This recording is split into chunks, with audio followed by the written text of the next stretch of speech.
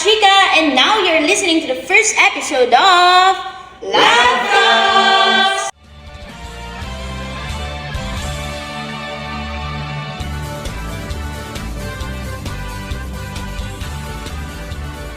Hi, I'm Polly. Hi, I'm Lynn. Hi, I'm Rona. Hi, I'm Vika. Hi, I'm Aprem. And I am Natalie. Alright, magandang araw muli sa ating lahat mga kachika. Ngayong araw, let's talk about the story of our first sender na papamagatan nating The One That Got Away. Nakilala ko si Kat nung time na hindi naman talaga ako naghahanap ng kahit ano. Nag-click lang kami agad. Ang gaan-gaan niya kasama.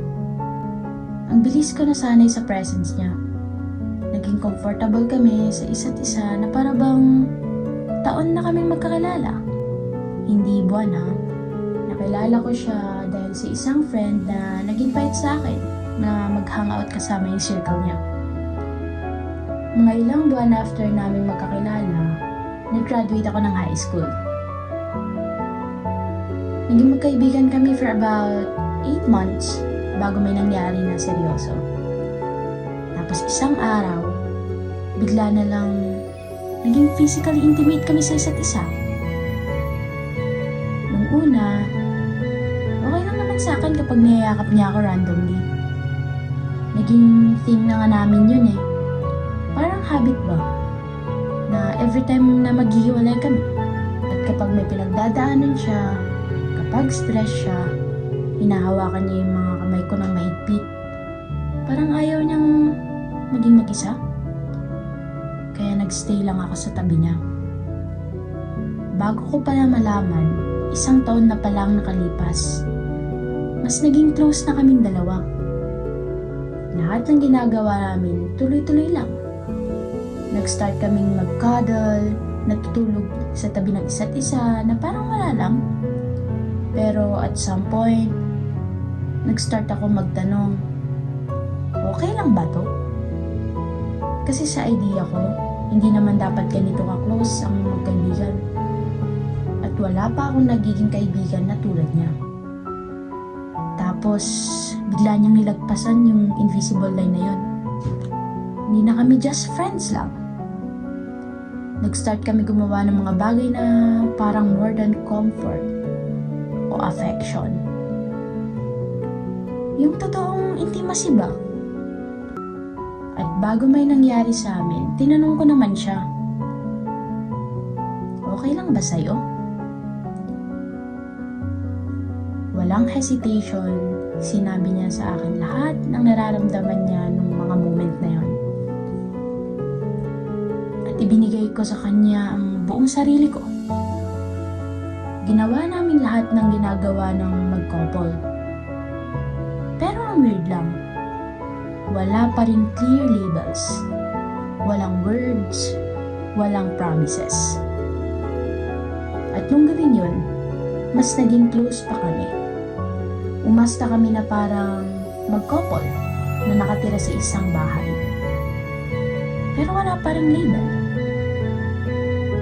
Yung ginagawa namin, naging part na lang ng routine namin. Parang normal na sa amin. Basically, friends with benefit kami. Kahit hindi naman sinasabi ng malakas o kahit hindi namin inaamin sa isa't isa. Tapos, noong March 2024, tinanong ko siya straight up, ano ba tayo? Hindi siya sumagot ha. Walang words, walang explanation, pero hindi naman siya nagbago. She's still the same Kat na nakilala ko. Just mas close lang. Yung weird situation namin, nagpatuloy pa rin. Tapos isang araw, siya naman yung nagtanong sa akin ng question. Huy, ano ba tayo? At sinabi ko sa kanya honestly,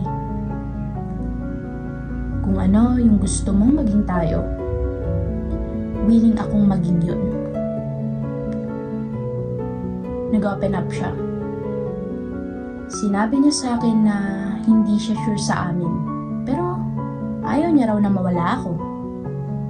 Kaya sinabi ko sa kanya, hindi kita pinipilit.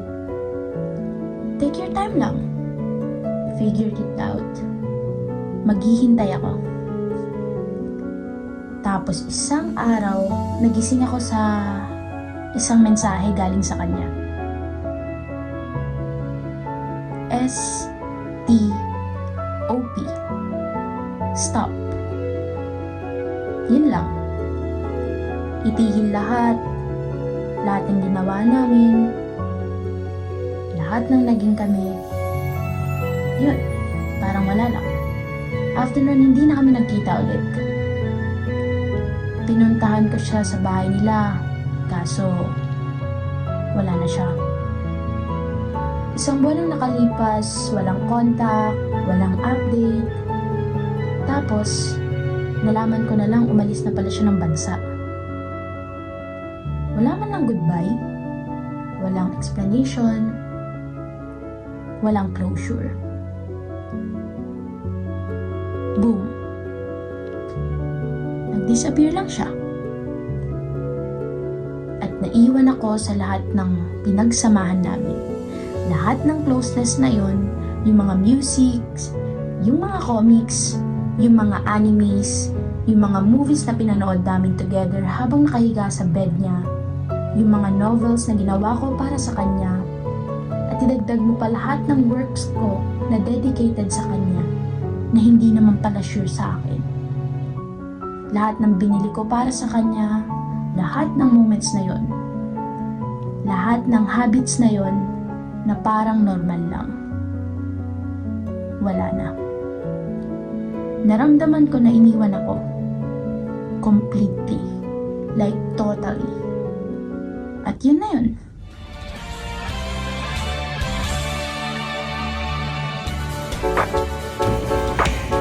So, ayun for me, magulo nga sila pareho, no?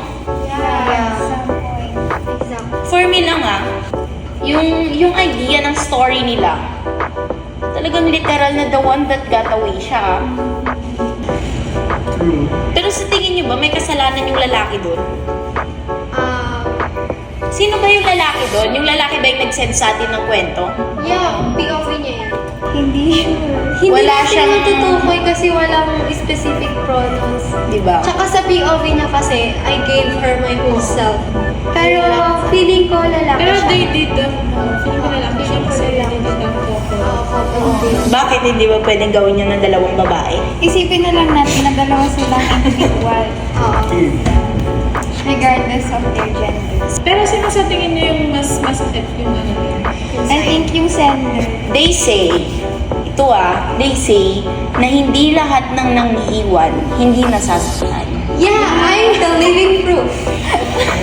Wow! Maybe meron ding grounds yung babae. Though yung babae talagang red flag dito eh.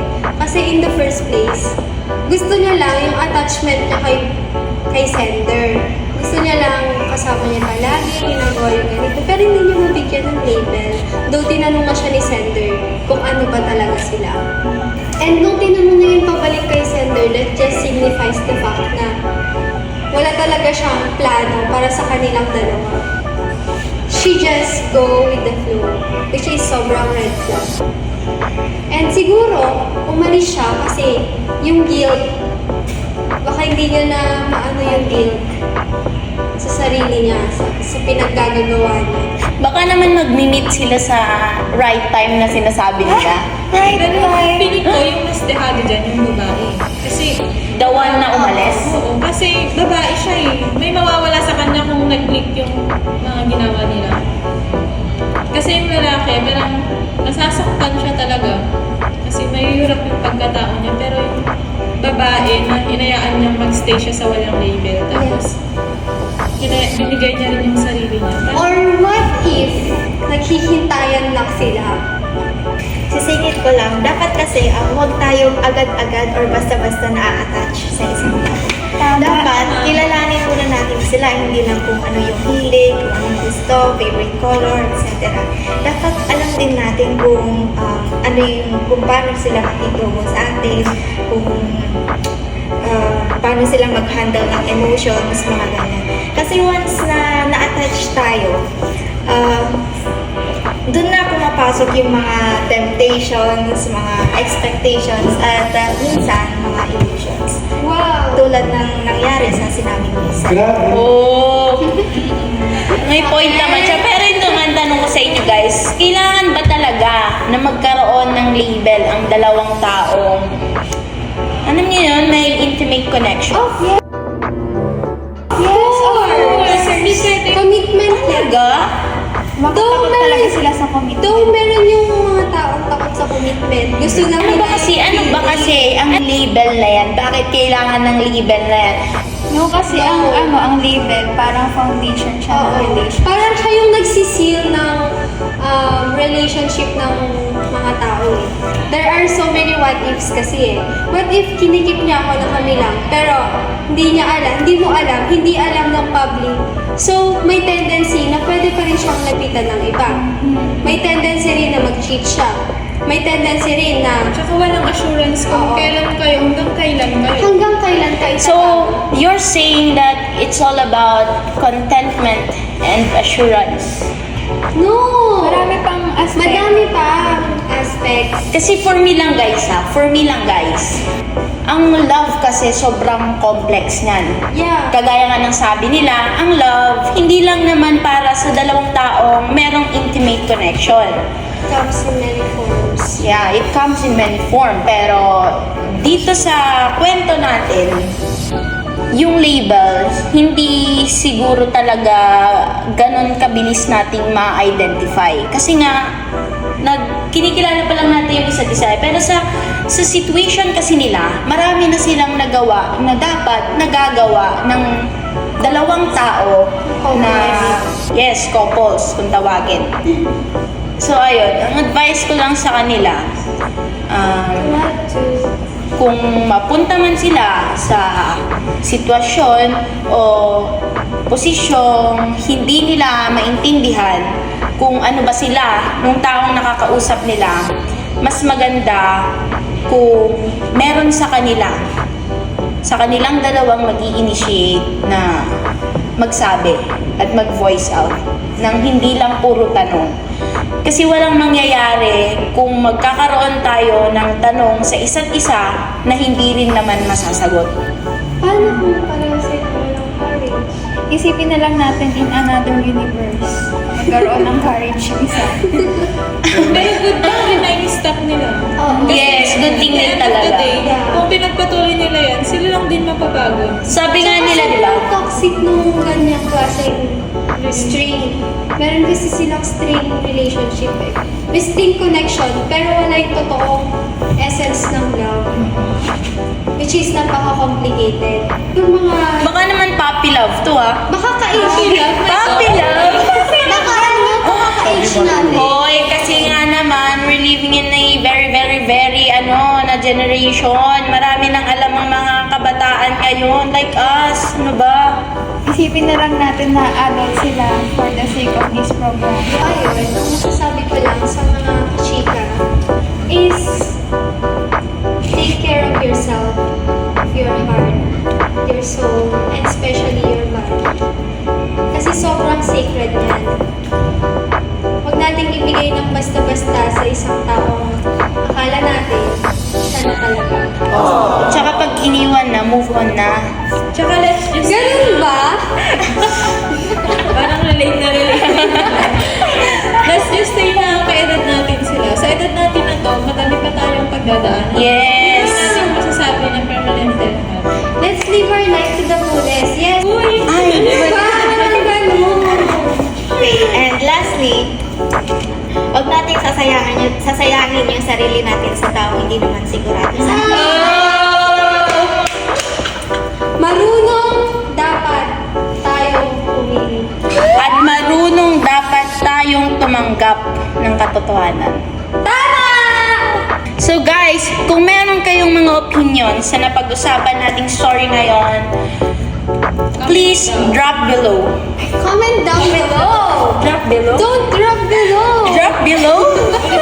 Ano sa tingin nyo? Sino ba ang mas nasaktan?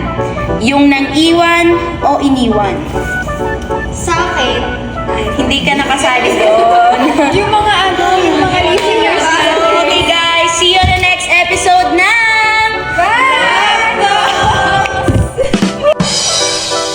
And we are collecting entries for love stories or romance for our podcast. If you want to share, we'll leave the link below. Don't worry, your identity is protected. Walang data na makokollect, tanging story niyo lamang. And your names won't be mentioned sa podcast unless with your consent. Thank you in advance sa mga mag-e